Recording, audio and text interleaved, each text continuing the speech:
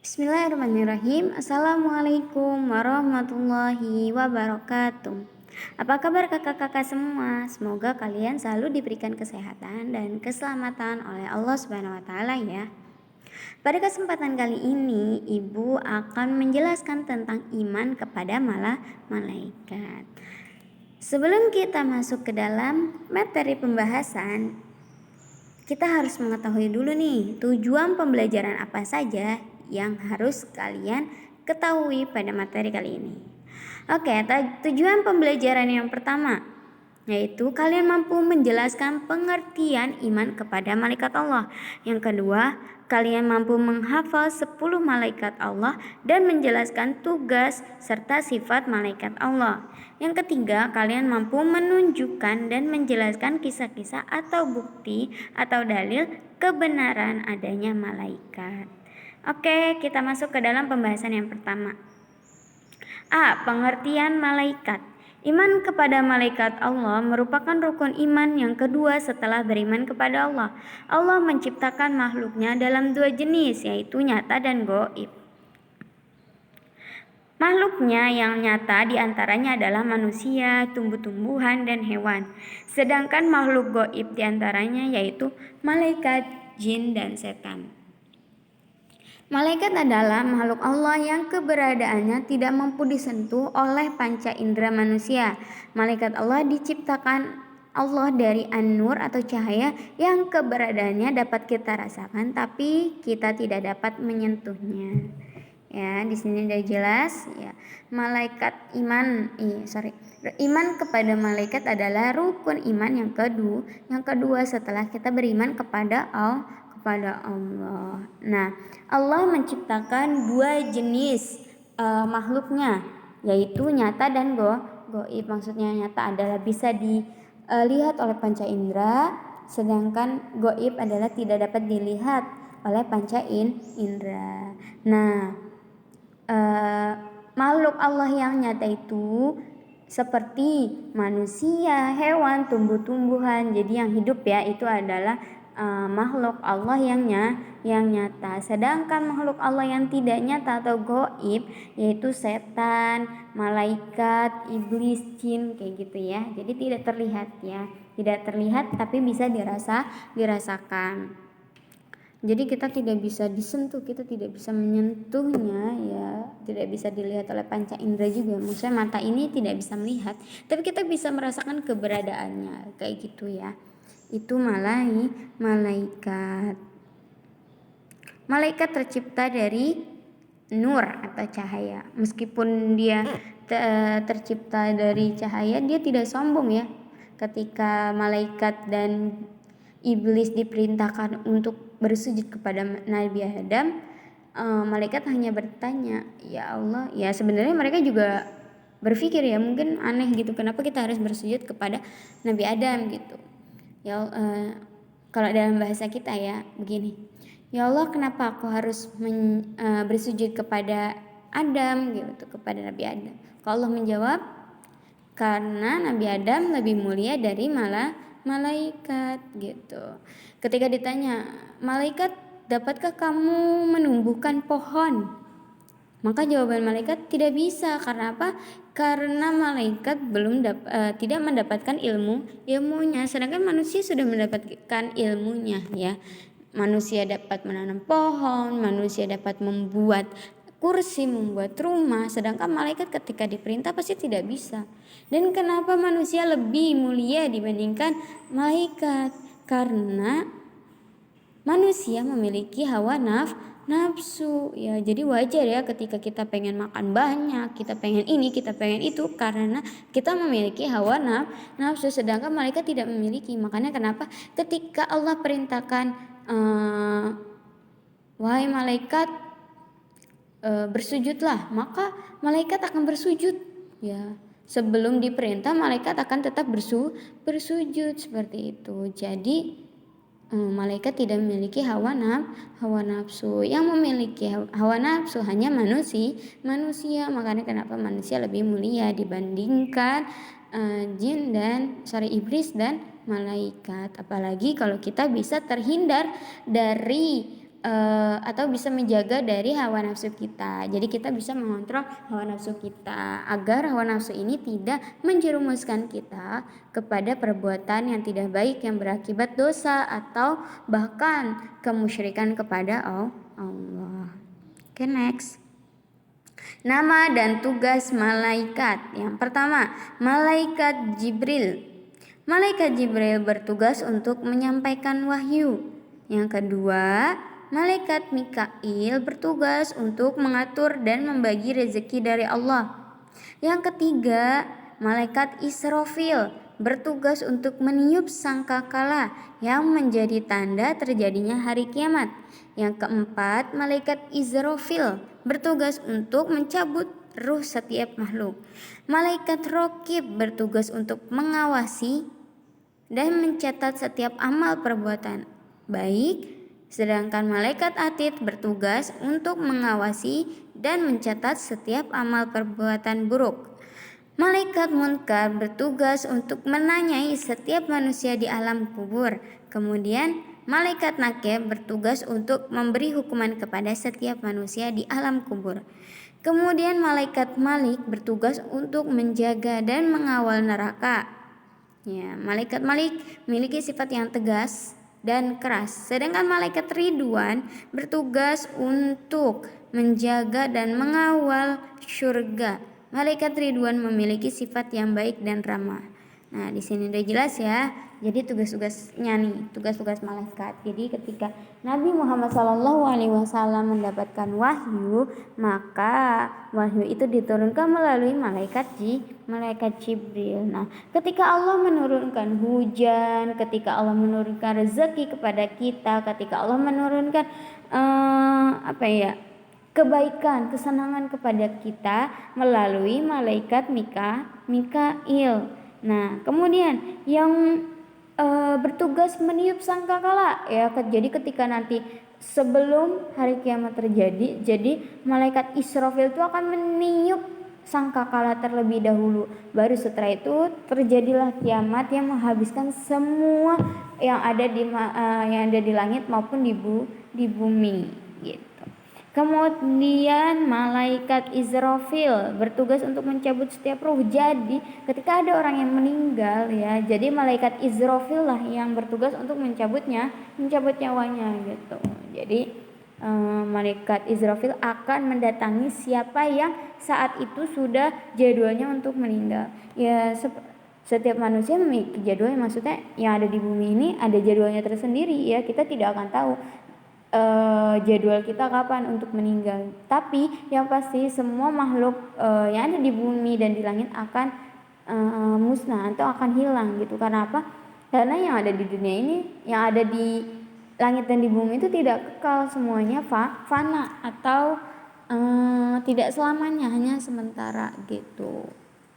Ya, apalagi kita manusia, pasti tidak ada manusia dan hewan yang terlepas dari kematian ya. Walaupun kita tidak tahu kapan kita akan meninggal, tapi kita pasti akan mendapati diri kita meninggal, pasti itu ya. Jadi mau kalian lari kemanapun, kalian tidak akan bisa menghindari kematian. Kita tidak bisa bilang kepada malaikat Israfil, wahai malaikat Israfil, malaikat Israfil, aku minta tolong jangan cabut nyawaku hari ini. Gak bisa, kita tidak bisa menawar seperti itu, karena tugasnya malaikat Israfil adalah hanya mencabut nyawa atas perintah Allah. Kemudian malaikat Raqib bertugas mencatat amal perbuatan baik. Nah, ini ketika kita melakukan sebuah kebaikan ya, maka malaikat Raqib akan mencatat. Misalkan hari ini kita sholat tanpa ingin dilihat oleh orang lain, maksudnya kita ikhlas kita melakukan sesuatu hal, maka malaikat Raqib dengan sigap mencatat di checklist nih, Bu Ima melakukan kebaikan hari ini, centang gitu. Terus nanti jam 10 Bu Ima juga ngelakuin kebaikan, dicentang lagi gitu ya. Itu tugas malaikat Raqib. Kemudian malaikat Atid bertugas mencatat amal perbuatan buruk ya. Jadi misalkan hari ini ibu melakukan keburukan, Bu Ima melakukan keburukan, malaikat Atid mencatat tuh checklist. Terus nanti jam 12 Bu Ima melakukan keburukan juga di checklist lagi sama malaikat atid gitu ya. Jadi di kanan kiri kita sudah ada malaikat. Jadi kita harus ketika kita ingin melakukan sebuah keburukan, maka kita harus berpikir nih, wah nih malaikat lagi mencatat nih perbuatan burukku. Jadi nanti ada rasa tidak ingin melakukan keburukan gitu ya. Jadi harus berhati-hati ya kita dalam berbuat. Oke, yang kemudian munkar ya. Malaikat munkar adalah yang menanyai setiap manusia di alam kubur. Jadi nanti ketika kalian sudah meninggal, ketika kalian di alam kubur, setelah dikuburkan kalian masuk ke dalam alam kubur ya. Nanti ditanya sama malaikat munkar, man rabbuka gitu, ditanyain man kita buka gitu, ditanyain. Jadi ditanyain tuh ya, ditanyain. Kalau kalian tidak bisa menjawab, maka malaikat nakirlah yang akan memberikan hukuman kepada kalian. Jadi di dalam alam kubur itu nanti ada dua malaikat. Yang pertama malaikat munkar, yang kedua malaikat nakir. Nah, malaikat munkar yang bertanya, man rabbuka gitu. Nah, kalau kalian tidak bisa menjawab, maka malaikat nakirlah yang mengambil alih tugasnya untuk menghukum kalian, misalkan dengan cambukan ya. Jadi cetak gitu, dicambuk sama malaikat nakir. Nah itu, jadi kita harus berbuat baik agar ketika di alam kuburnya ya, ketika di alam kubur kalian mampu menjawab ya, menjawab setiap pertanyaan yang malaikat munkar tanyakan di alam kubur. Kemudian ada malaikat malik. Malaikat malik bertugas menjaga dan mengawal pintu neraka. Jadi nanti di depan pintu neraka nih ada sosok yang tegas, keras ya. Ibu kurang tahu perawakannya gimana ya, berarti dia itu orangnya sifatnya tegas dan keras ya. Namanya juga neraka ya. Karena ketika mau masuk neraka pasti banyak orang yang aku nggak mau masuk neraka, aku mau masuk neraka gitu. Ya, ibaratnya kayak mau bocah TK mau masuk sekolah tapi dia nggak mau, aku nggak mau masuk sekolah nih gitu. Nah, malaikat Malik menjaga pintu neraka di depan gitu, diseretlah mereka ke dalam neraka. Jadi kalau banyak orang yang ngeluh ya sesuai ya dengan malaikat Malik yang tegas dan keras. Jadi mau merengek seperti apapun, malaikat Malik tidak akan lembut ya, tetap dikerasin, ditarik, diseret agar masuk ke dalam neraka. Kemudian malaikat Ridwan yang menjaga dan mengawal pintu surga. Jadi nanti di depan pintu surga nih ada sosok malaikat yang baik dan ramah ya, sifatnya baik dan ramah. Jadi nanti silakan kamu masuk ke dalam pintu ini gitu, kata malaikat Ridwan. Misalkan kalian misalkan si A, silakan A masuk ke pintu ini gitu. Jadi dipersilakan dengan baik dan lembut, karena sesuai ya, surga itu penuh kelembutan, penuh kebaikan ya, berbeda dengan neraka gitu. Jadi nanti nganterinnya juga lembut, nggak kasar, nggak keras gitu, nggak keras, bukan kasar sih, keras ya, tidak keras, tidak harus.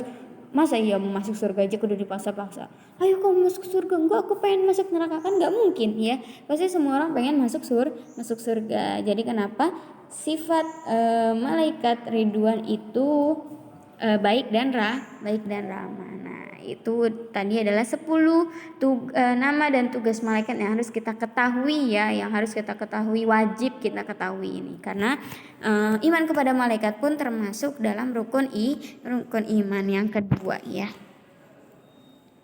Oke, B. Bukti kebenaran malaikat. Banyak dalil dari Al-Quran maupun hadis Nabi yang menyatakan tentang keberadaan malaikat. Allah menciptakan malaikat untuk melaksanakan tugas-tugas yang tidak dapat dilakukan oleh manusia.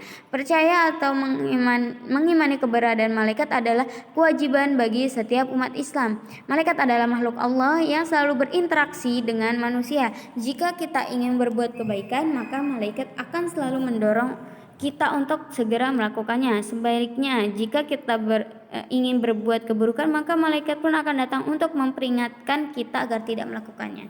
Jadi ibaratkan, di kanan ada malaikat, di kiri ada setan. Ketika kita ingin melakukan kebaikan, ayo terus, kata malaikat, ayo terus lakukan. Sedangkan setan, jangan, nanti ketika kamu melakukan itu kamu akan seperti ini gitu. Itu setan yang menghalang-halangi. Tapi malaikat mendorong, ayo terus lakukan kebaikan terus dan terus gitu. Nah, sebaliknya ketika kita melakukan keburukan, ya nih, malaikat dan setan nih berbeda. Ketika malaikat, jangan kamu lakukan, nanti ketika kamu melakukan sebuah keburukan kamu akan mendapat dosa, nanti ketika kamu mendapat dosa kalian akan masuk neraka. Sedangkan setan bagaimana? Tidak apa-apa, lakukan saja, ini nanti kalian tuh akan seperti ini jika kalian melakukan ini sebenarnya, padahal itu sebuah keburukan, ya, keburukan yang nantinya kalian ketika melakukan keburukan itu akan menjadi teman dari setan. Makanya kenapa ketika kita melakukan kebaikan setan tidak suka, dan melakukan keburukan setan menjadi mendorong kita, karena setan sedang mencari teman untuk mendampingi dia di neraka nanti. Makanya kita harus tahu ya, kita harus tahu ketika kita melakukan kebaikan sebenarnya ada malaikat yang membisiki kita untuk membantu atau mendorong kita untuk melakukan segala kebaikan. Jadi setiap kita ingin melakukan keburukan nih, kita harus mikir-mikir dulu nih, ada setan sama malaikat nih, aku harus ngikutin siapa nih, malaikat apa setan nih gitu.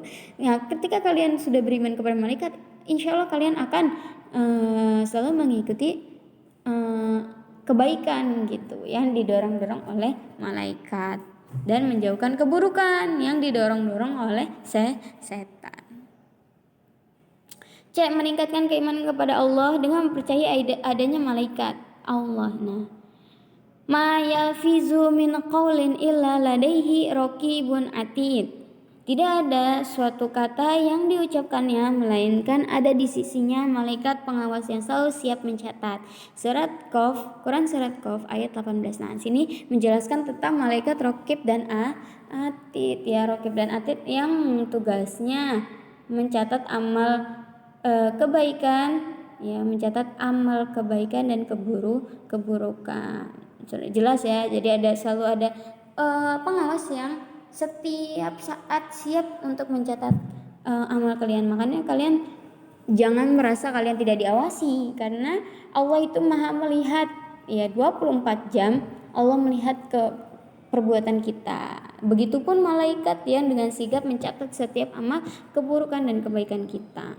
Menurut ayat di atas, malaikat Raqib Atid selalu hadir di sisi kita untuk mencatat semua amal perbuatan kita dimanapun dan kapanpun. Mereka dapat mengetahui setiap apa yang kita lakukan. Nah, ya, seperti Ibu jelasin tadi, jadi Raqib Atid ini selalu setia di samping kita, ya, di sisi kita untuk mencatat amal-amal perbuatan kita, entah yang baik maupun yang buruk. Jadi mereka sigap, gak bisa nih misalkan kita hari ini melakukan kebaikan lebih dikit dibandingkan keburukan, tapi malaikat salah fokus gitu ya, salfok gitu, jadi kebaikannya yang dibanyakin, keburukannya didikitin. Gak bisa itu, karena malaikat itu pasti dengan teliti, ya. Setiap kita melakukan kebaikan checklist, ketika kita melakukan keburukan checklist, jadi langsung, ya.